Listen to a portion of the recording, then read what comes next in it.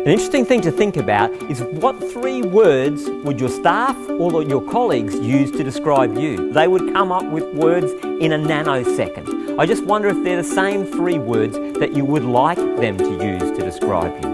What 3 words would you like them to use to describe you?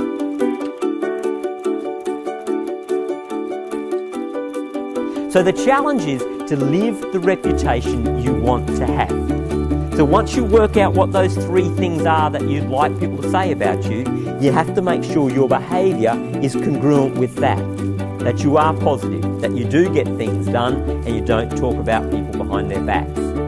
Now about a month later I was back working at one of the schools in the cluster and I bumped into one of those teachers and she said, "I love that activity, live the reputation you want to have, Steve." I said, "Well, that's great, what did you come up with?"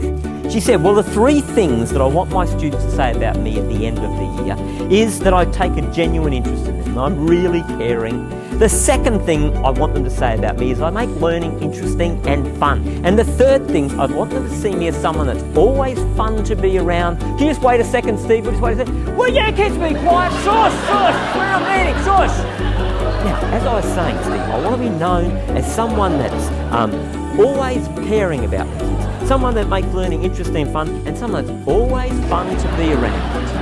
So it's not quite as simple as you just write things down. You have to behave that way if you want to get that reputation.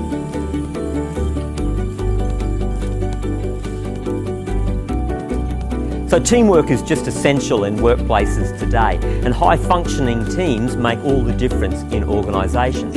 But often when I go into organisations and we talk about teamwork, I see this face, because people say, "I don't want to go to your stupid meetings that go round and round in circles and not make any decisions. Just leave me alone. I don't want to be part of your teamwork."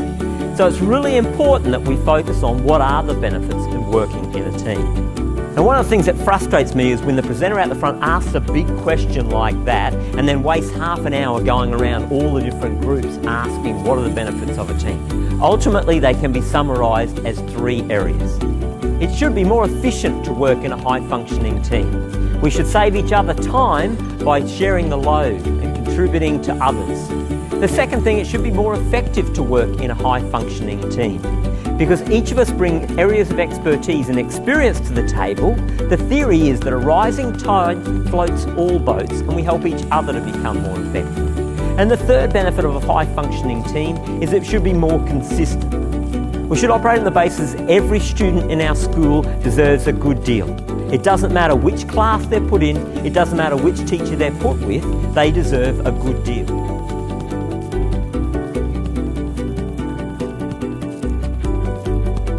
So I've come up with a model for high-functioning teams. Now it's a simple model. I'm from North Queensland after all. I like simple things, so it's only got 4 components. But if you miss any of those 4 components, your teams won't achieve their potential. Now the first aspect of the model is it's got to have a clear purpose, a clear reason for existing, and people have to buy into that purpose. The second component of the model are clear processes. So processes are the nuts and bolts of how do we function together. How often do we meet? How do we make decisions? How do we record those decisions? How do we make sure that we get some traction? The third aspect of the model is about trust. To have trust that other people in the team are also bringing their A game and contributing to the outcomes that we're all aiming to. If we don't trust other people are bringing their A game, why would we bother investing our time in this teamwork? And finally, I believe for teams to be high functioning, someone's got to take a lead. Someone's got to keep us focused on track so we don't go off on a tangent and talk about all those other things that we could be focusing on. Now, as I mentioned, if you're missing out on one component of that, then a team's not going to achieve the potential. If you're missing out on trust in the middle of the model, the whole thing becomes very fragile. We're not going to talk about the elephant in the room if we don't have the trust within our teammates. We're not going to share our resources and our great ideas if we don't have trust that other people are also willing to do that. Now, a symptom that that's happening in your workplace is the staff car park conversation. If the staff car park conversation lasts longer than the meeting, it's probably because trust is missing.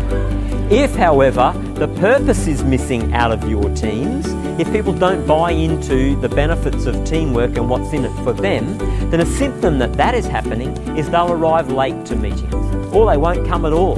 That will be the afternoon where they have all these appointments that keep appearing, because whatever they're doing is more important than the team meeting. If you're not clear on the processes part, it will feel like Groundhog Day all over again. Have you ever been in meetings where you feel like, we've already talked about this, we talked about this last month, why are we going round and round discussing this again? That's because your processes haven't been nailed down. You haven't been clear about how do we make decisions, how do we ensure we get traction in those decisions, and we get some implementation. And finally, if we don't have someone taking a lead in our teams, we can talk about all sorts of things. We'll start our meetings late, we'll run over time, we won't stick to the agenda, we'll go off in all sorts of different tangents, and our wheels will constantly be spinning, we won't get any traction. That's because someone's got to take a lead and keep us focused.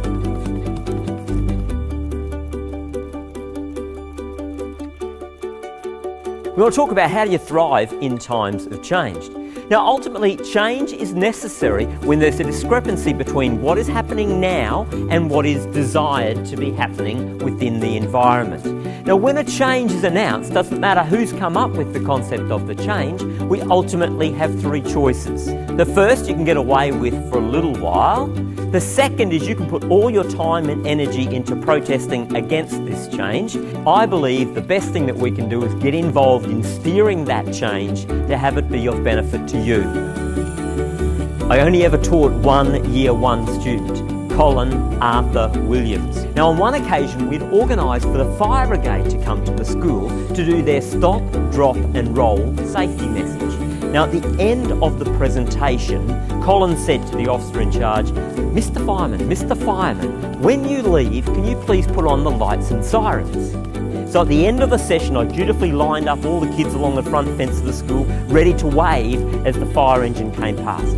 And as they came around the corner, we could see the lights come on. We could hear the siren. So we started to wave as the fire engine pulled across in front of the school.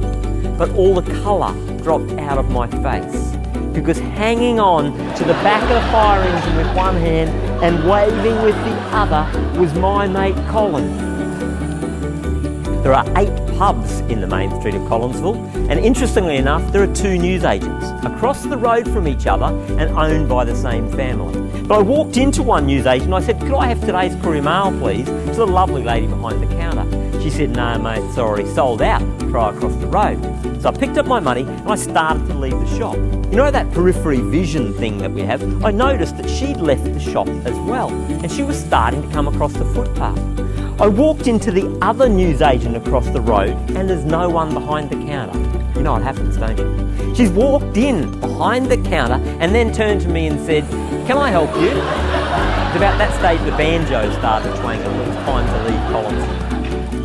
These are some Year 10 students doing a car wash, and they wash the staff cars as a fundraiser for one of their trips. If you look a little bit more closely in the photo, they're actually using the green scourer side of the sponge to wash the principal's car. Now, to their credit and their persistence, they went and asked the principal, Mr. Wickens, for the $40 Hong Kong. It's only about $6 Australian for the car wash. He respectfully declined to pay that $40 because it cost him $4,000 to respray the bonnet of his car and get the swirl marks out.